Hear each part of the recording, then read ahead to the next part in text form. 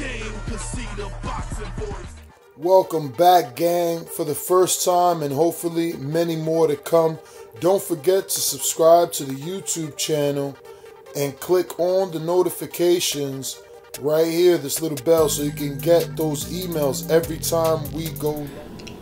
What are some fights? I mean, you came off of you had the World Boxing Super Series opportunity. Yeah. You came up short in Germany. But what would you say you took from that? Because, I mean, you moved up in weight for that. Absolutely. So, talk about that experience for one with the World Boxing Super Series and just fighting in foreign territory, adverse conditions, and at a higher weight class than what you have been fighting at. Yeah, you know, I met a dude who typically fights at light heavyweight. You know, I typically fight at middleweight, and we kind of met in the middle for the World Boxing Super Series. And you know, going into his backyard, fighting in his hometown, the place where he lives at, it was a different experience for me. You know, it kind of took me by surprise a little bit. You know, I kind of let the silver lion outfox the young bull type of thing. You know, he kind of and it was mainly my fault. Like I said, I'm not going to make any excuses. He was a better man that night, but you know, I learned a lot. You know, in terms of, you know, when you're undefeated, I always felt like, you know, whatever's happening in these rounds, I'll pull it off. It's fine.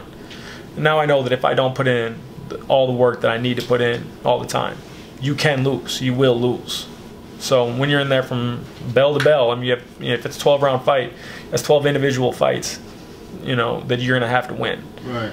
So it was a invaluable experience, even though it's not necessarily a lesson you want to learn. But once you learn it, you know that it's valuable and it'll make you better for it. Although, you know, I wish it would have been, you know, winning by a split decision or majority decision and then learn it that way. But, you know, things happen the way they happen. You know, it's definitely part of the game. So I feel like right now the middleweight division is very strong. I mean, obviously you're fighting for that regular WBA title coming next month. Obviously we have the mega fight this weekend.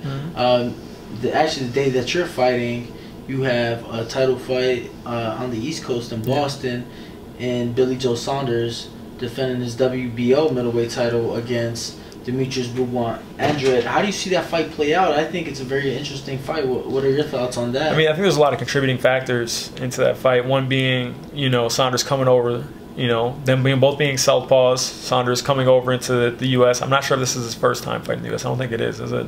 But either way, you know, he's coming in town. Andrade very fast, even though sometimes he doesn't really let his hands go. They both can box really well. I mean, I have Andrade in the fight, winning the fight, but I mean, it's going to be interesting, you know, because I think that Saunders has looked better and better each performance he's had. Even though I think that, you know, Lemieux can be awfully one-dimensional at times, he still looked phenomenal in that fight. He did. So it's going to be fun to watch, but I'm going with Andrade on that fight. Now the week after, you got Danny Jacobs fighting for that vacant title as well. What are your thoughts on that? I know that you think very highly of Danny. What are your thoughts as far as that? I mean, like I said, the fact they both took it, you know, instantly when it was offered, lets me know that, you know, because they've sparred so many rounds together, they each feel like they know something. Over 300 rounds. Over 300 rounds. I mean, that's a lot of time together. So they obviously know each other well, and it's gonna start off, and it's gonna get going. Both are gonna feel like they know the weakness of the other person. I have Jacobs just because I feel that I hold him to a high standard. I just think he's a great fighter to watch. I've been watching him for many years, so I think he's gonna win it. But I'm not gonna lie, I'm not overly familiar with, you know, Derevyanchenko's full body of work. So I mean, I have Jacobs winning, but I don't know. I can't tell you how. I can't tell you, you know, how it's going to work out. But I mean, I'm pulling for Jacobs in that fight. Now your fight is October the 20th here at the Park MGM, the Park Theater. Your fight will be broadcasted on ESPN Plus. Yes, sir. Now, obviously, this is something new for boxing, or fairly new for boxing, as far as live fights being streamed through an app only. However, you know, you're going, I don't want to say going up against, but that same night you have the Billy Joe and Boo Boo fight, but that's also on an app. That's on the zone. Correct, yeah. So what, you know, how do you feel that it's gonna do? Because a lot of times boxing fans hate to see networks match up against each other, but here it's it's kind of interesting because you know, you got a world title or 2 world title fights, one on one streaming network and one on another streaming network. For one, what are your thoughts on fighting on an app, essentially? Like, do you feel that it's good for boxing to have this? I mean, whether people feel it's good or not, I feel it is the way of the future. I mean, more and more people are getting rid of, you know, the new generations are getting rid of cable. You know, everybody's getting they got HBO Now apps, they got the Showtime Anytime app, you know, they have the Sling TV and things like that. So I think a lot of things are going to be moving over toward the new internet platform. Now, is there going to be growing pains?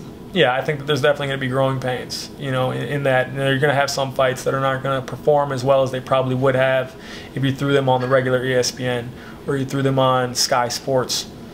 But I do feel that, you know, it is going to be the future. And in terms of it both being on the same day, I mean, it's such a different market. You know, when you look at someone like Murata, who had something like 17 million people watch his last fight, and obviously he brings a large, you know, Asian crowd with him when he watches that. Of course. Meanwhile, you have you know, Saunders, who brings that giant UK crowd, and with Boo Boo bringing a giant East Coast crowd. You know, it's going to be, although it would be nice if they were all in the same card and everybody got those views. Right, you know, we all got those views together, and you put, you know, 30-something million people watching a card, opposed to, you know, them splitting it down the center. Probably would be best, but, you know, it gets expensive that way and it digs into the fighters' pockets. So I understand, you know, why they're doing it, but it's, you know, the streaming in the platform, I think that's just going to be the way of the future. It's different for me because I'm kind of a analog dude in a digital era. You know, I like to turn the TV on and click there, but now I'm, you know, got DAZN, and I'm getting the DAZN. I have the ESPN app, so it's, you know, I'm trying to integrate the best I can. Of course. Now, obviously, your fight's in Vegas, but you're training in Vegas. Yes, sir. No longer with Derek James. Talk about your relocation from Texas to Vegas. Obviously, recently married as well, so Absolutely. Congratulations on Thank that. you. And talk about, you know, just relocating here and being away from your family and obviously working with the new trainer. And what's that like? Because obviously you were getting some phenomenal sparring down there with Derek James and Charlo and Spence. So, you know, talk about just relocating here and what has that been like for you so far? It's been good. It's been smooth. You know, it's definitely a change. You know, it's sometimes it's better to be. You know, I live in Texas, so you know, it's sometimes better to be away from your family, away from things, just to be able to focus on, you know, the task at hand. You know, what do I have to do after training? Well, I have some tape to watch. You know, I'll sit there and watch him. I don't have to worry about, you know, making sure the lawn's done, doing this and then this and that. You know, I'm just focused purely on the fight. So, but you know, I mean, there's phenomenal sparring in Vegas as well. Again, it's one of the meccas of boxing, so there's going to always be, you know, people to work with, and you're going to have to always, you know, find specific sparring for the opponents that you have at hand. So, but it's been smooth. You know, I really like it in Vegas. You know, it's very hot. You know, it's easy to make weight. You know, I've really enjoyed it. I feel like it's smooth, and I've grown a lot. Family, yes, YouTube has been cutting funding to their channels as of late, and with net neutrality going through its process, the internet is changing. If you want to keep your favorite channel intact, coming up with tons of content, and plus get hours and hours of extra content, head over to patreon.com/ThaBoxingVoice to become a member of the TBV family and help support the channel. Peace.